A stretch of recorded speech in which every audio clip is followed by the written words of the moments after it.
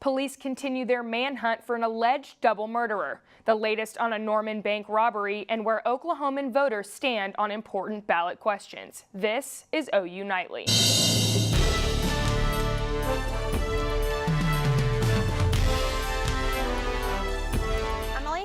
Thanks. Police sprayed Dakota Access Pipeline protesters last night with a water cannon and what appeared to be tear gas. The temperature fell to below 20 degrees and a nearby gym opened up its doors to let the freezing protesters take shelter inside.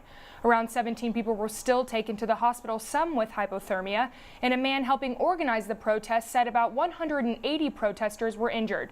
We will have more in a few minutes on the Oklahoma City protests happening today as well. And the presidential election has brought protest here at OU and at other schools. And now a University of Houston student has started an organization to bring students together. Jacob Foreman has formed Students for a Just America. The organization is looking to unite students torn apart because of a political candidate. The initiative has gone from the University of Houston to over 20 college campuses, including OU, Harvard, and LSU. What was your first reaction when you received awards like this? You know, what are you kind of thinking as you get the news? And with Vance's murderous trek now in the past, let's look at a timeline of events. Police officers responded to shots at a property in Lincoln County, and when they arrived, Vance allegedly opened fire on the officers. 2 officers and Vance were hit in this shootout, but Vance managed to escape in a stolen vehicle. 3 hours later on Sunday night, police found the stolen vehicle and the dead bodies of Ron and Kay Wilkson, Vance's aunt and uncle. On Monday, arrest warrants were officially filed, including 2 counts of first-degree murder, unauthorized use of a motor vehicle, and possession of a firearm after a felony. Wednesday, Luther schools canceled class for safety reasons, and Friday they canceled for the funeral of the Wilkson couple.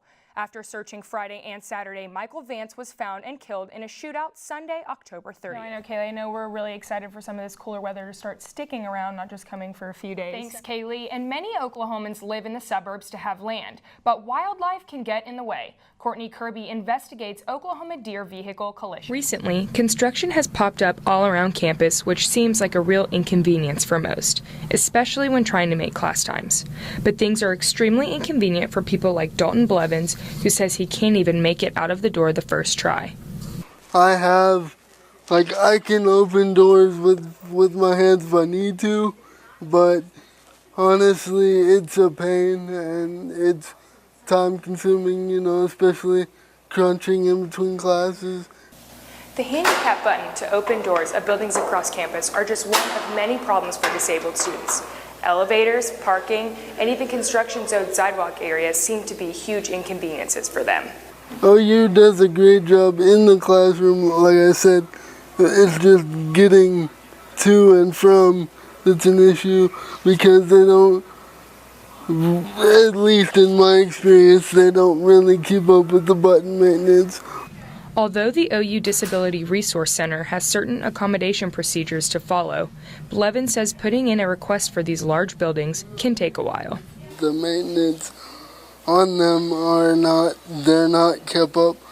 The Resource Center says that one of their main goals is to evaluate these individuals based on their ability, not their disabilities, and hopes to keep moving forward, accommodating students however they need. Emily Akins, OU Nightly. People are losing jobs left and right this year already. With oil and gas prices dropping so low, the economy is bringing a lot of hardships. Students not only worry about their professional future, but also things like moving back in with their parents. I would do whatever I could to probably move back out. I don't know. It just seems like I'm so well qualified, and now, that I have to go back to square one would just be pretty devastating, actually. Although students may feel helpless and job listings may be vanishing, OU faculty assures they have many options available to help current students and alumni stay on their feet. As far as alumni, they can still come back and meet with us. We can put them back into our Hire Sooner system. They can come to the career fairs. They can, if they're in the Hire Sooner system, they can apply for on-campus interviews, view the job board. So whatever service they might need or think they might need or want help with, we will still help them with those. Although these services could be good options, students don't think these can make up for the amount of work they are putting in. I think there's always a fear of just finishing college and not having any idea about what you're going to do. Obviously, there are the options of like going to grad school, but that's just more debt. Rayburn and other energy students plan to continue the search for jobs in hopes that their major wasn't a complete waste of time. Emily Akins, OU Nightly.